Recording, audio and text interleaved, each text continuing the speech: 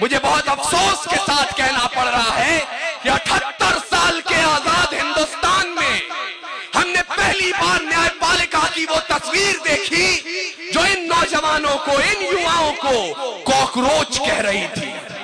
ये हंसने की बात नहीं है, इस मुल्क का जो इतिहास रहा है, और मैं उन्हें सूचित करना चाहता हूं आपकी तरफ से कि महोदय, माननीय, आदरणीय, पूजनीय, आप जो भी हो, लेकिन जब -30 डिग्री तापमान में 4546 फीट की ऊंचाई पर यही कॉकरोच तिरंगा लेकर तैनात होते हैं, तब आप हिफाजत के साथ यहां फैसले सुना पाते हैं। मैं आपको सूचित करना चाहता हूं कि जब मेरा रंग दे बसंती चोला बोलकर यही कॉकरोच फांसी के तख्ते को चूम लेते हैं, तब ये मुल्क आजाद हो पाता है। क्या है नौजवानियां, मैं आपकी तरफ से न्यायपालिका को सूचित कर रहा हूं।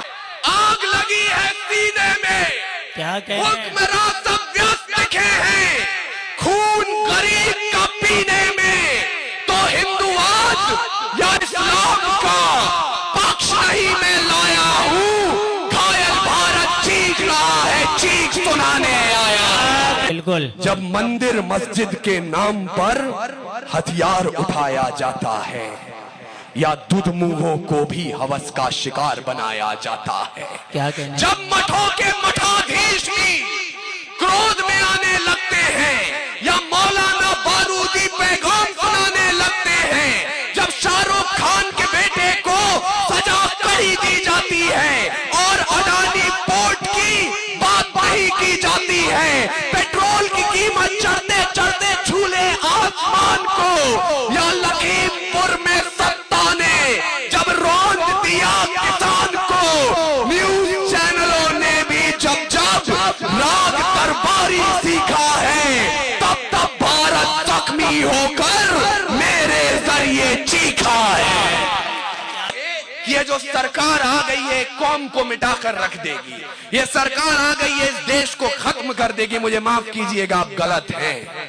ये सरकारें, ये सियासत, ये सत्ता का गुरूर, ये विपक्ष की कमजोरी 5 साल, 10 साल, 15 साल की है। भारत देश 5000 साल पुरानी सभ्यता है। इतिहास पृष्ठ पर लिखे गए जो फिर वो पाप नहीं होंगे। 16 बार मोहम्मद गोरी हरगिज़ माफ नहीं होंगे। रण विजय के बाद भी रण के वश नहीं अब छोड़ेंगे। कलिंग फतेह के बाद अशोक शस्त्र नहीं अब छोड़ेंगे। 57 के जीत की डोली झांसी रोकी जाएगी। अब के बार भगत सिंह की फांसी रोकी जाएगी। और हिंदू हो या मुस्लिम, उनके शीश नहीं कटने देंगे। कसम तिरंगे की हमको फिर देश नहीं बटने। मुझे बहुत अफसोस के साथ कहना पड़ रहा है कि 78 साल के आजाद हिंदुस्तान में हमने पहली बार न्यायपालिका की वो तस्वीर देखी जो इन नौजवानों को, इन युवाओं को कॉकरोच कह रही थी। हाँ, बिल्कुल। क्या निशाना साधा है भाई आपने। ये हंसने की बात नहीं है, इस मुल्क का जो इतिहास रहा है, और मैं उन्हें सूचित करना चाहता हूं आपकी तरफ से कि महोदय, माननीय, आदरणीय, पूजनीय, आप जो भी हो, लेकिन जब -30 डिग्री तापमान में 4546 फीट की ऊंचाई पर यही कॉकरोच तिरंगा लेकर तैनात होते हैं, तब आप हिफाजत के साथ यहां फैसले सुना पाते हैं। मैं आपको सूचित करना चाहता हूं कि जब मेरा रंग दे बसंती चोला बोलकर यही कॉकरोच फांसी के तख्ते को चूम लेते हैं, तब ये मुल्क आजाद हो पाता है। क्या है नौजवानियां, मैं आपकी तरफ से न्यायपालिका को सूचित कर रहा हूं। खुदी राम ने खुददारी से हंसकर जिसका दान दिया, भगत सिंह ने चूमा फंदा और जिसे कुर्बान किया। आगोश में जिसके सुभाष निकले, लश्कर हिंद बनाया था फतेह सिंह और जोरावर ने, दहलीज में जिसे ठुकराया था। अरे संघर्षों में बुनियाद बनी जो आजादी के बोल की, सुलग रही थी गर्मनाल में शेखर के पिस्तौल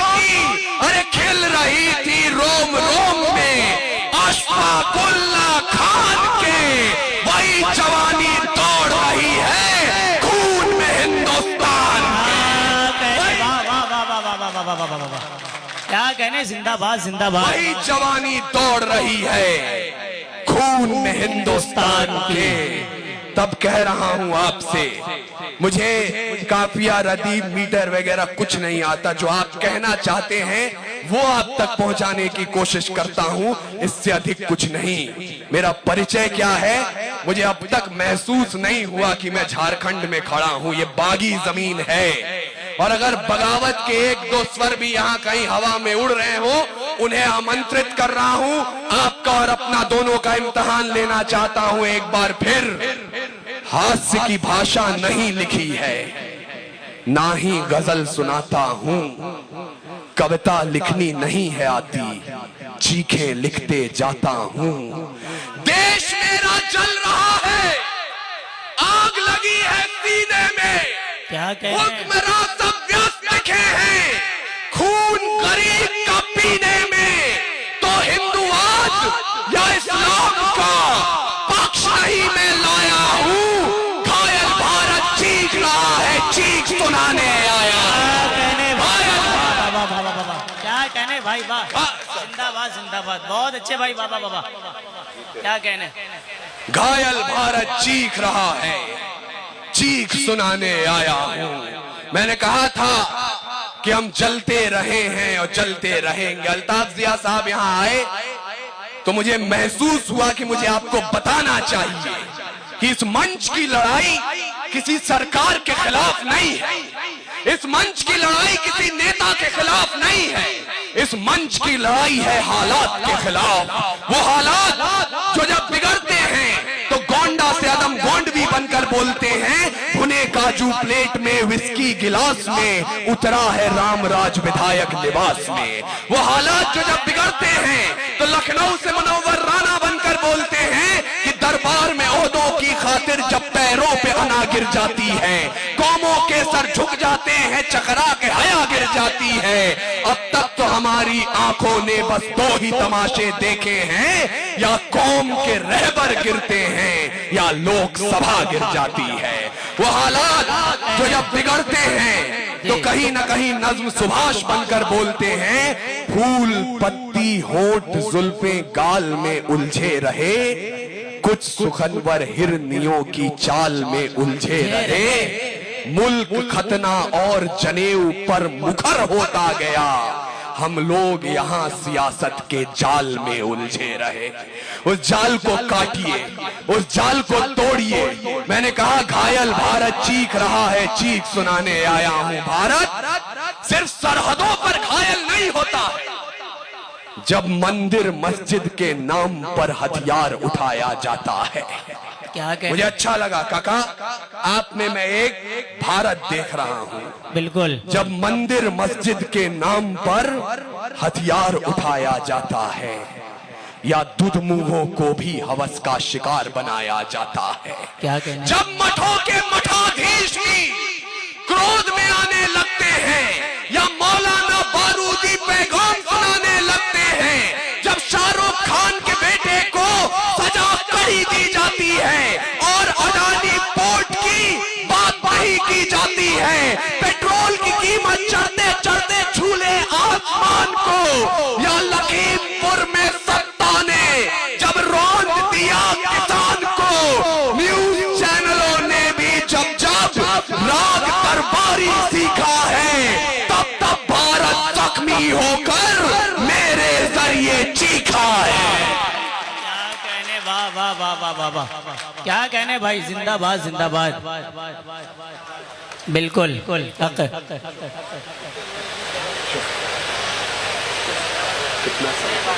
बोलिए।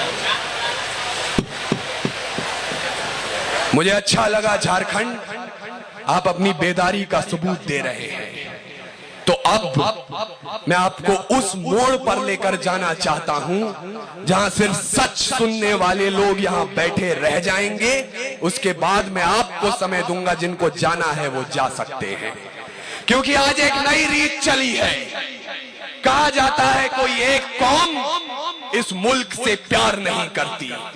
मैं इतिहास के पन्ने जब पलटता हूं, एक पन्ना आता है जब 88 साल के बहादुर शाह जफर रंगून में नजर बंद थे, अंग्रेजों के एक चापलूस ने उनके नाम 2 लाइनें लिखी और जफर को सुनाई। बोले दम दमे में दम नहीं है, खैर मांगो जान की। क्या कहने, ऐ जफर झुकने लगी शमशीर हिंदुस्तान की। उस बूढ़े शेर ने एक कील उठाई और जेल की दीवारों पर उन 2 लाइनों के साथ 2 लाइनें और शुमार की। बहादुर शाह जफर ने कहा, आप कहते हैं दम दमे में दम नहीं है, खैर मांगो जान की। ऐ जफर झुकने लगी शमशीर हिंदुस्तान की। तो जवाब भी सुन ले, गाजियों में बू रहेगी क्या कहने, जब तलक ईमान की, तख्ते लंदन तक चलेगी तेग हिंदुस्तान की। क्या कहने भाई, वाह वाह वाह वाह वाह, जिंदाबाद जिंदाबाद। बहुत शुक्रिया sir, thank you so much. तख्ते लंदन तक चलेगी तेग हिंदुस्तान की। और अगर मिन्हाज आलम यहां आए हैं और अपूर्व विक्रम शाह को माला पहनाई है, तो मैं यहां आप लोग तो 5 वक्त इबादत करने वाले लोग होंगे, कुरान को बखूबी जानने वाले लोग। मैं आपके कुरान के बारे में ज्यादा नहीं जानता, लेकिन इतना जरूर जानता हूं कि सरकारे दो जहां जब इस जमीन पर आए तो रहमतुलिल मुस्लिमीन बनकर नहीं आए, रहमतुलिल आलमीन बनकर आए। बेशक बेशक बेशक। और तब बोल रहा हूं, अगर कोई ये कहता है कि वतन परस्ती का सबूत दीजिए, या सरहद के उस पार से कुछ चलते हुए वीडियो आपके पास पहुंचते हैं जहां मौलाना साहब कहते हो इस्लाम का दर्जा ऊंचा, देश का दर्जा झूठा, उन्हें कहिएगा, अपनी आने वाली नस्लों को सिखाइएगा कि आपके कुरान में लिखा है अगर नमाज अदा करनी हो और पानी की कमी हो, आप उससे पहले मुल्क की मिट्टी से वजू कर ले, तब भी नमाज कबूल होती है। उस कौम में वतन से ऊपर क्या हो सकता है? बिल्कुल। हमारे देश में मुसलमानों की पहचान अजमल कसाब से नहीं होती, जो ताज होटल में घुसकर 166 लोगों को मौत के घाट उतार दे। इस मुल्क में मुसलमानों की पहचान होती है तो उसी बंबई कब्रिस्तान के उन खुददार रखवालों से जो कब्रिस्तान के गेट पर खड़े हो गए और बोले मर जाएंगे लेकिन इस नापाक जिस्म को अपने कब्रिस्तान में दफन नहीं होने देंगे। ये आपकी तस्वीर है। क्या कहने। और अगर इस तस्वीर को मुकम्मल बनाना चाहते हैं, मैं आपको एक वाकया बता रहा हूं। पिछले साल मैं ट्रेन से कहीं जा रहा था तो एक फोन आया, उन्होंने कहा भैया जय श्री राम। मैंने कहा भैया जय श्री राम। बोले इतने तारीख को यहाँ कवि सम्मेलन है, आपको आना है। मैं कहा आऊंगा।